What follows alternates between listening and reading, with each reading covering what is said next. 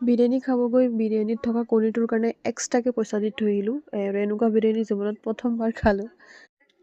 আসসালামু আলাইকুম এভৰিৱান, কি খবৰ আপোনালোকৰ? মই আৰু মোৰ লগৰজনী গৈছিলোঁ বিৰিয়ানী খাবৰ কাৰণে, আৰু বিৰিয়ানীৰ দোকানটোৰ ৰিভিউ আমি বহুত চাইছিলোঁ, লগৰজনীও চাইছিলে, তো কৈ আছিলে তাতেই যাওঁ আজি, গৈ পেলাই ট্ৰাই কৰোঁ কেনেকুৱা হয়। তাৰপিছত দোকানত গ'লোঁ, দোকানত গৈ পেলাই বিৰিয়ানী অৰ্ডাৰ দিলোঁ।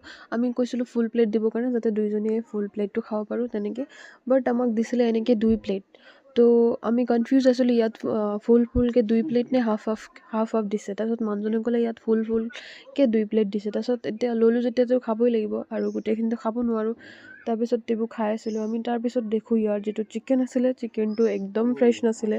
আৰু মই অনেষ্টলি ৰিভিউ দি আছোঁ, মই বিৰিয়ানী কিমান ভাল পাওঁ মোৰ ফ্ৰেণ্ডছে জানেই, বাট ইয়াতে মোৰ জীৱনত প্ৰথমবাৰ মই বিৰিয়ানী আধা খাই আধা পেলাই থৈ আহিছোঁ, আৰু চিকেনটোতো মই খোৱাও নাই, অকণমান খাইছোঁ। তাৰপিছত দেখোঁ এইটো ফ্ৰেছ নহয় আৰু ভাল লগা নাছিলে একদমেই খাবৰ কাৰণে। তাৰপিছত আমি দুটাই খাব বহি পিনে এনেকৈ কৰি আছিলোঁ, যেন তেন খাইছিলোঁ। তাৰপিছত আধা আমি পেলাই দিলোঁ, আৰু চিকেনকেইটাতো পেলালোৱেই। তাৰপিছত মেইন কথাটো, যেতিয়া আমি বিল দিব গ'লোঁ, তেতিয়া এই বিৰিয়ানীৰ লগত যে কণীটো দিয়ে, এই কণীটোৰ কাৰণে সিহঁতে এক্সট্ৰাকৈ পইচা ৰাখিলে। এইটো কেনেকুৱা কথা? আজিলৈকে কিমান বিৰিয়ানী খালোঁ, বাট ক'তো কেতিয়াও বিৰিয়ানীত থকা কণীটোৰ কাৰণে এক্সট্ৰাকৈ পইচা দি পোৱা নাছিলোঁ।